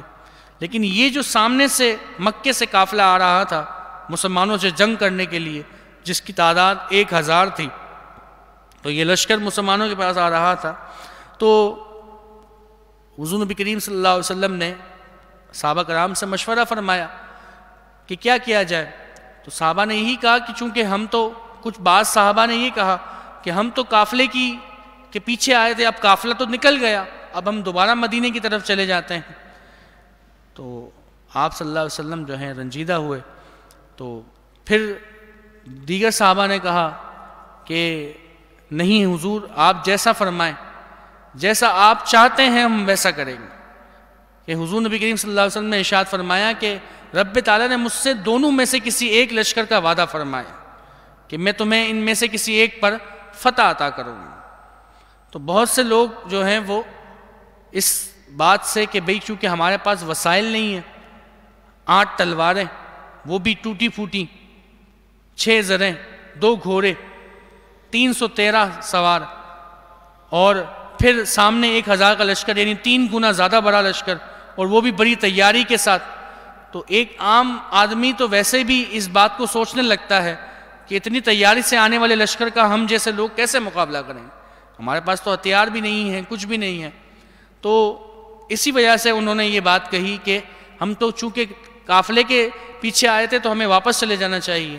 لیکن جب حضور کا چہرہ غمگین ہو گیا تو پھر صحابہ کرام نے کہا یا رسول اللہ صلی اللہ علیہ وسلم، آپ کہیں تو ہم سمندر میں بھی اپنے گھوڑے اتار دیں گے، آپ اب ہمیں کہیں گے تو اس وقت ہم کیسر و کسریٰ سے بھی ٹکرا جائیں گے۔ اور پھر وہی ہوا کہ جب مسلمانوں نے ان کافروں سے مقابلہ کیا، حضور نے مقابلے سے پہلے فرمایا تھا فلاں کافر فلاں مقام پر مرے گا، فلاں کافر فلاں مقام پر پڑے گا۔ رب تعالیٰ نے وہی کیا جو مصطفیٰ کی زبان سے نکلا۔ جہاں آپ نے فرمایا تھا نہ 1 انچ آگے نہ 1 انچ پیچھے، جہاں فرمایا، جہاں نشان لگایا، وہیں پہ وہ کافر ہلاک ہوا۔ تو یہ بھی حضور کے علم غیب کی دلیل ہے۔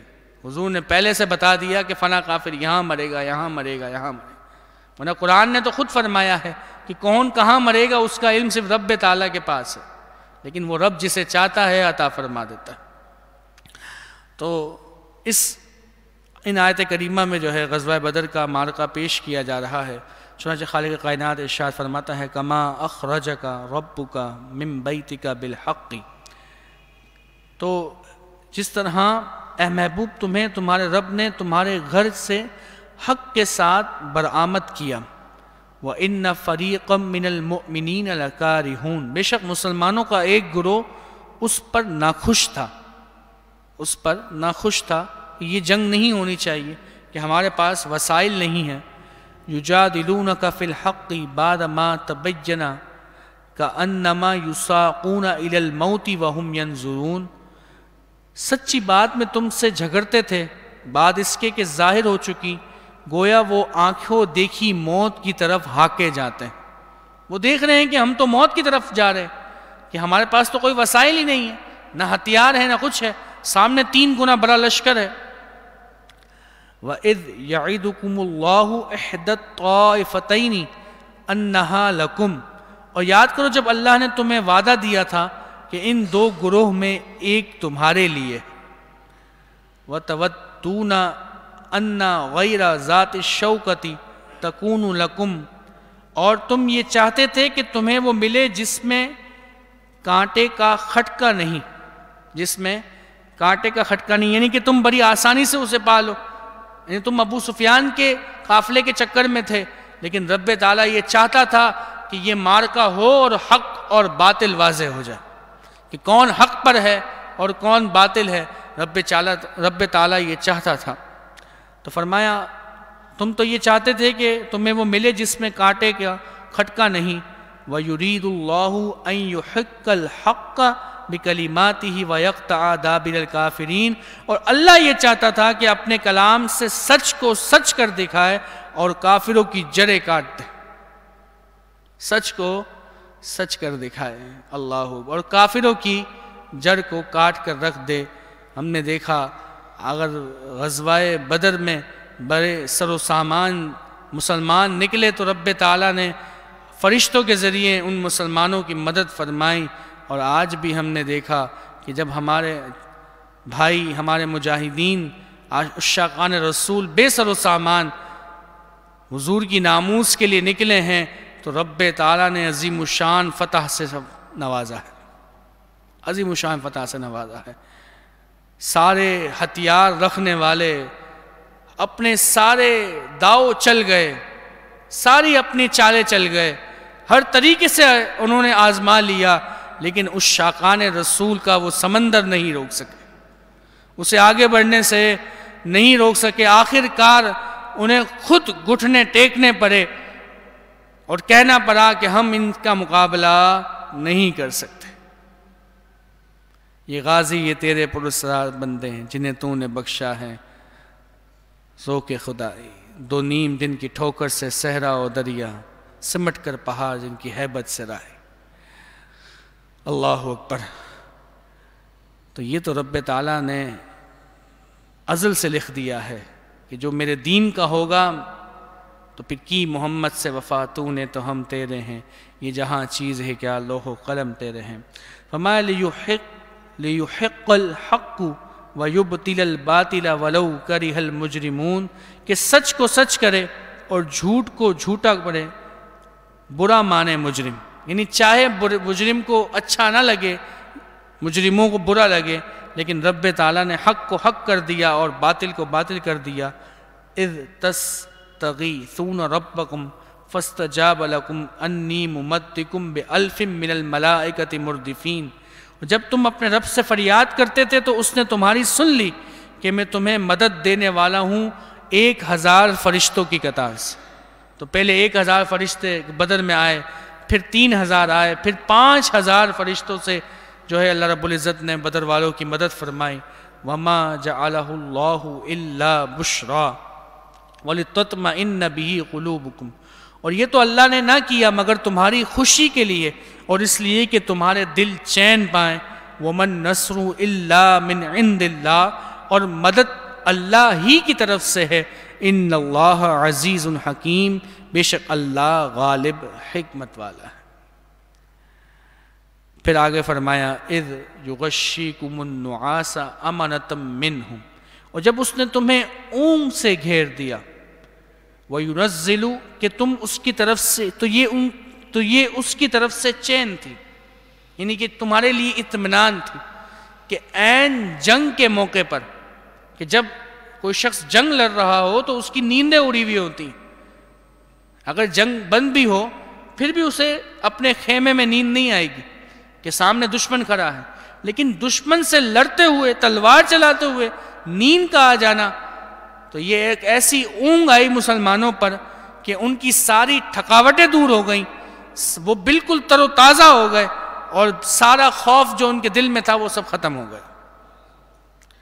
اور رب تعالیٰ نے بتا دیا کہ یہ غلامان رسول ہیں، غلامان مصطفیٰ ہیں، کہ جب یہ نکلے ہیں اپنے دین اسلام کی خاطر تو دشمن کے سامنے بھی ان پر اونگ طاری ہو گئی ہے، حالانکہ دشمن کے سامنے تو نیندیں اڑ جایا کرتی ہیں۔ وَيُنَزِّلُ عَلَيْكُم مِّنَ السَّمَاءِ مَاءً لِيُطَهِّرَكُم بِهِ، اور آسمان سے تم پر پانی اتارا کہ تمہیں اس سے ستھرا کر دیں. کہ جب مسلمان جس زمین پر ٹھہرے تھے بدر میں، وہ زمین میں مسلمانوں کی زمین جو تھی وہ اچھی نہیں تھی، یعنی مٹی کی وجہ سے وہ ٹھہر نہیں پا رہے تھے. لیکن جب بارش برسی تو وضو کا پانی بھی آ گیا، غسل کا پانی بھی آ گیا، پینے کا پانی بھی آ گیا، کیونکہ کافروں نے سارے کنوؤں پر قبضہ کر لیا تھا.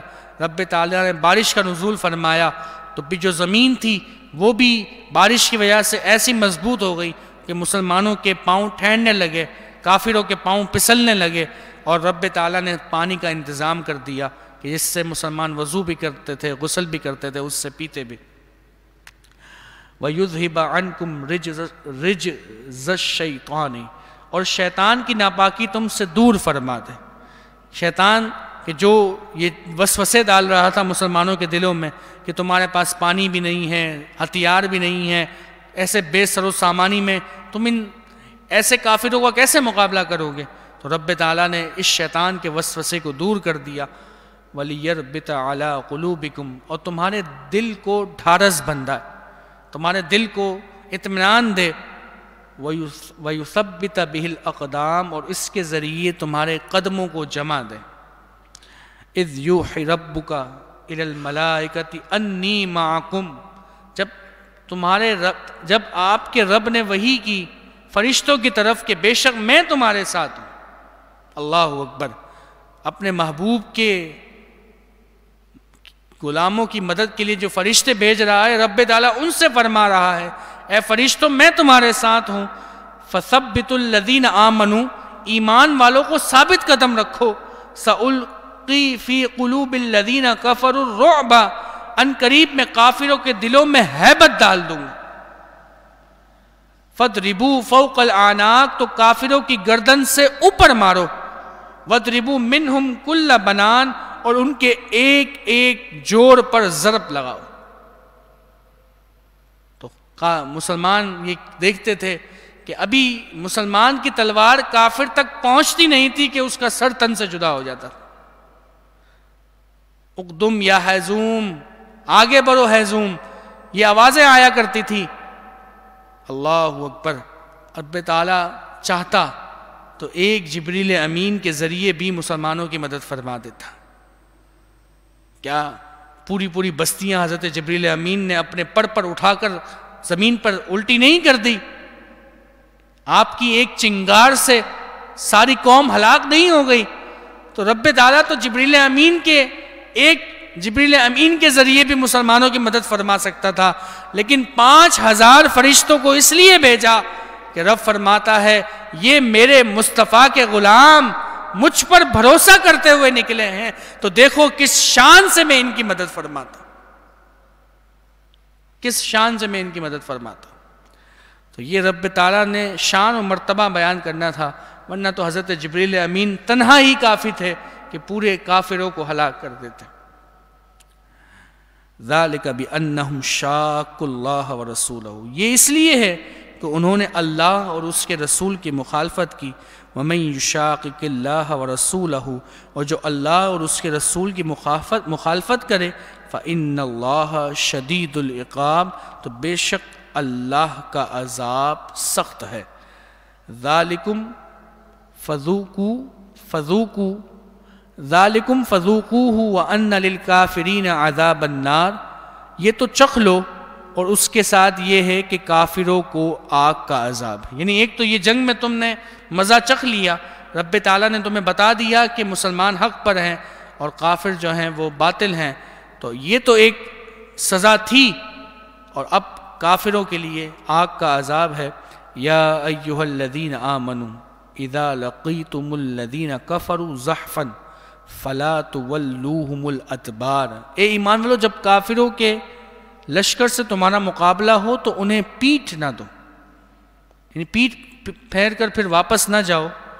وَمَن يُوَلِّهِمْ يَوْمَئِذٍ دُبُرَهُ إِلَّا مُتَحَرِّفًا لِقِتَالٍ أَوْ مُتَحَيِّزًا إِلَى فِئَةٍ فَقَدْ بَاءَ بِغَضَبٍ مِّنَ اللَّهِ وَمَأْوَاهُ جَهَنَّمُ وَبِئْسَ الْمَصِيرُ، اور جو اس دن انہیں پیٹ دے گا، یعنی جنگ کے دوران کافروں سے پیٹ پھیر کر بھاگے گا، ہاں مگر لڑائی کا ہنر کرنے کے لیے یا اپنی جماعت میں جا ملنے کو. یعنی کہ دو لوگوں کو عذر دیا گیا. ایک تو وہ شخص کہ جو کوئی چال چلنا چاہتا ہے کافروں کے خلاف، کہ کوئی جنگ کے ذریعے جو ہے اس میں تبدیلی کرنا چاہتا ہے تو جان بوجھ کر پیچھے ہٹ رہا ہے تاکہ کافر یہ سمجھے کہ یہ واپس جا رہا ہے، حالانکہ پیچھے ہٹ کر دوبارہ پلٹ کر حملہ کرنا ہے. یا پھر یہ ہے کہ دشمن سامنے زیادہ ہے اور اس کا قافلہ قریب موجود ہے تو وہ قافلے کی پاس جا رہا ہے تاکہ مزید طاقت کے ساتھ جو ہے وہ کافروں پر حملہ کرے. تو یہ دو وجوہات کی بنا پر تو اسے اجازت ہے کہ وہ پیٹ پھیر کر جا سکتا ہے، لیکن اس کے علاوہ اگر وہ جائے گا تو فرمایا اللہ کے غضب میں وہ پلٹے گا اور اس کا ٹھکانہ جہنم ہے اور کتنی ہی بری پلٹنے کی جگہ ہے. فَلَمْ تَقْتُلُوهُمْ وَلَكِنَّ اللَّهَ قَتَلَهُمْ، تو تم نے انہیں قتل نہ کیا بلکہ اللہ نے انہیں قتل کیا. وَمَا رَمَيْتَ إِذْ رَمَيْتَ وَلَكِنَّ اللَّهَ رَمَى، اور اے محبوب وہ خاک جو تم نے پھینکی تم نے نہ پھینکی تھی، وہ تو اللہ نے پھینکی، وہ تو اللہ نے پھینکی. وَلِيُبْلِيَ الْمُؤْمِنِينَ مِنْهُمْ بَلَاءً حَسَنًا، اور اس لیے کہ مسلمانوں کو اس سے اچھا انعام عطا فرمائے. ان اللہ سمیع علیم، بے شک اللہ سننے والا جاننے والا ہے. ذالکم وان اللہ موہن کید الکافرین، یہ تو لو اور اس کے ساتھ یہ ہے کہ اللہ کا کافروں کا داؤ سست کرنے والا ہے، جو کافروں کی چالیں ہیں ان کو ختم کرنے والا ہے. ان تستفتحو، اے کافر اگر تم فیصلہ مانگتے ہو. ابو جہل جب مکے سے نکلا نا اور اس کے ساتھ جو دیگر قافلے والے تھے تو خانہ کعبہ کے غلاف سے لپٹ کر دعائیں یہ مانگی تھی کہ اگر مسلمان حق پر ہیں تو انہیں فتح نصیب ہو اور اگر ہم حق پر ہیں تو ہمیں فتح نصیب ہو. تو اسی بات کا رب تعالیٰ نے ذکر فرمایا کہ اے کافر اگر تم فیصلہ مانگتے ہو فقط جاءکم الفتح، تو یہ فیصلہ تم پر آ چکا، تم نے دیکھ لیا کہ مسلمان حق پر ہے اور تم باطل ہو. وَإِن تَنْتَهُوا فَهُوَ خَيْرٌ لَكُمْ، اور اگر تم باز آ جاؤ تو یہ تمہارے لیے بہتر ہے. یعنی اب تم ایمان لے آؤ کیونکہ تم نے دیکھ لیا کہ مسلمان ہی حق پر ہیں تو تم اب ایمان لے آؤ. وَإِن تَعُودُوا نَعُودُ، اور اگر تم پھر شرارت کرو گے تو پھر ہم تمہیں سزا دیں گے. یعنی اگر تم پھر مسلمانوں کے خلاف جنگ کے لیے نکلو گے تو پھر ہم تمہیں پھر سزا دیں گے. وَلَن تُغْنِيَ عَنْكُمْ فِئَتُكُمْ شَيْئًا وَلَوْ كَثُرَتْ، اور تمہارا گروہ تمہیں کچھ کام نہ دے گا چاہے کتنا ہی زیادہ کیوں نہ ہو. کافروں کا گروہ کچھ بھی کام نہیں دیتا چاہے وہ کتنا ہی زیادہ کیوں نہ ہو. اللہ اکبر. صحابہ کرام کے دور میں، نبی کریم صلی اللہ علیہ وسلم کے دور میں، صحابہ کرام کے دور میں، اس کے بعد جتنے بھی ادوار گزرے ہم نے دیکھا کہ بڑے بڑے قافلے تھے، کہیں کہیں لاکھوں کے قافلے تھے، لیکن چند ہزار مسلمانوں نے ان پر فتح عطا، رب تعالیٰ نے انہیں فتح عطا فرمائی. اور ایک جگہ تو یہ ہوا کہ حضرت خالد بن ولید 60,000 کے مقابلے میں صرف 60 افراد کو لے گئے. جب 60 افراد کو لے کر گئے نا تو وہ قافلے والے یہ سمجھے کہ آپ صلح کرنے کے لیے آ رہے ہیں. آپ نے کہا کہ نہیں، میں صلح کرنے نہیں آیا، میں تو جنگ کرنے کے لیے آیا. تو 60 افراد کے ساتھ مل کر 60,000 کا مقابلہ کیا اور رب تعالیٰ نے آپ کو فتح عطا فرمائی. تو رب تعالیٰ مسلمانوں کو فتح عطا فرماتا ہے. کافروں کا داؤ چلنے والا کسی صورت میں نہیں ہے، لیکن شرط یہ ہے کہ بندہ مومن ہو، ایمان رکھتا ہو، اللہ پر بھروسہ رکھے تو رب تعالیٰ کی مدد ضرور اس کے کام میں شامل حال ہوتی ہے. وَأَنَّ اللَّهَ مَعَ الْمُؤْمِنِينَ، بے شک اللہ مسلمانوں کے ساتھ ہے. جو ایمان رکھتا ہے نا، پکا مسلمان ہے، رب تعالیٰ کی مدد اسی کے ساتھ ہے، وہی کامیاب ہوتا ہے. اور ہم نے دیکھا کہ ہمارے مجاہدین جب نکلے ہیں، اللہ اکبر، تو بے شک یہ آیت نظر آ رہی ان اللہ مع المؤمنین. سارے داؤ چلے نا، میڈیا بھی ان کا، حکومت بھی ان کی، پولیس بھی ان کی، سب کچھ ان کا. ہر طریقے سے انہوں نے ہمیں بدنام کرنے کی کوشش کی، سارے طور طریقے اپنے آزما لیے، ساری طاقتیں لگا دیں، وَأَنَّ اللَّهَ مَعَ الْمُؤْمِنِينَ۔ جب رب مومن کے ساتھ ہے تو پھر کون اس کا بال باغا کر سکتا ہے؟ جب وہ رب مومنوں کے ساتھ ہے تو کوئی بھی کسی مومن کا کوئی بال باغا نہیں کر سکتا۔ اللہ رب العزت سے دعا ہے کہ وہ ہمیں قرآن مجید فرقان حمید پر عمل پیرا ہونے کی توفیق عطا فرمائے۔ وآخر دعوانا ان الحمد للہ رب العالمین۔ ایک بار سورہ فاتحہ، 3 بار سورہ اخلاص۔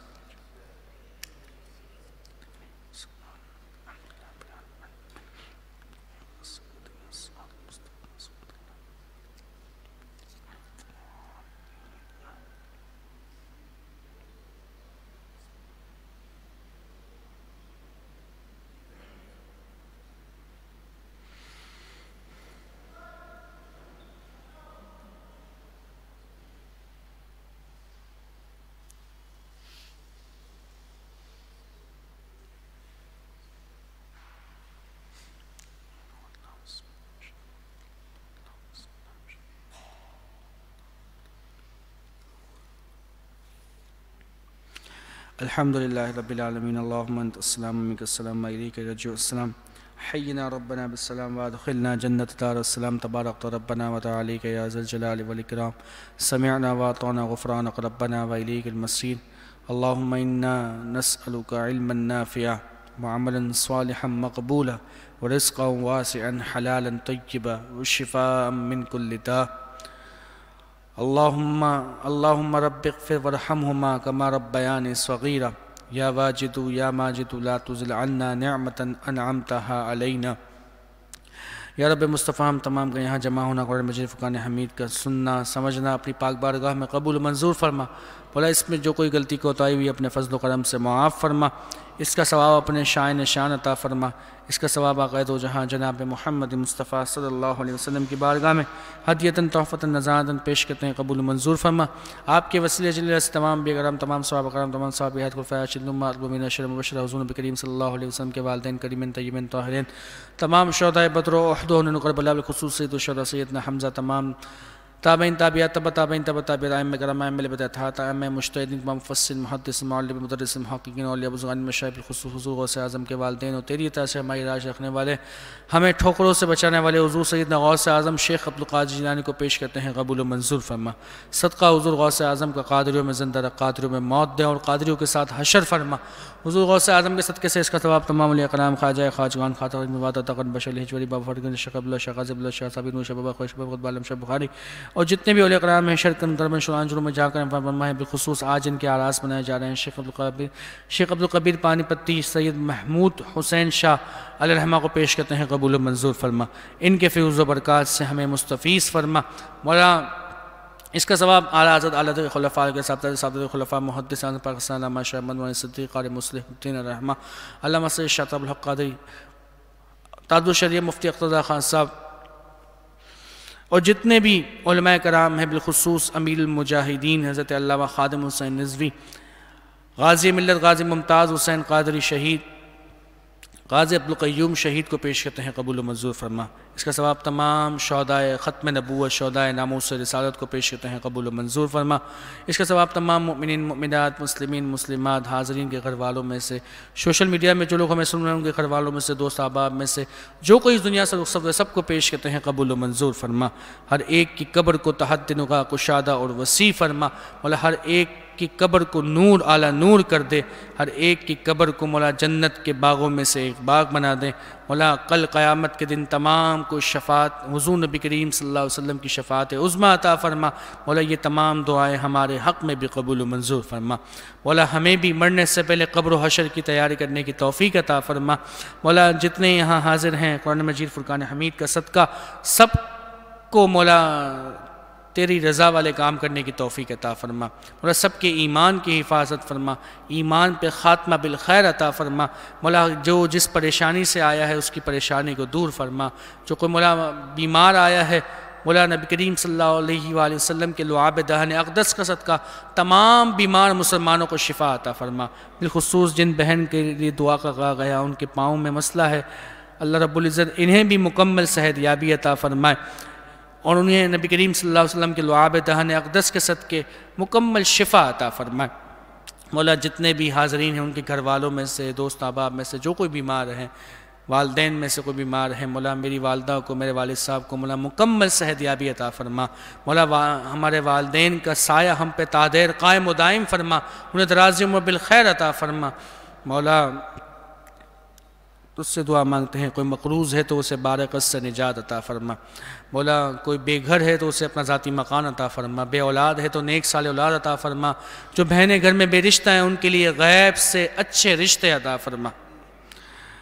مولا جو جس جائز مقصد کو لے کر اپنے دل میں آیا ہے اس جائز مقصد میں اسے کامیابی عطا فرما۔ مولا تحریک لبیک پاکستان کو دن دگنی رات چگنی ترقی عطا فرما۔ امیر محترم کو مولا جل از جل با عزت رہائی عطا فرما۔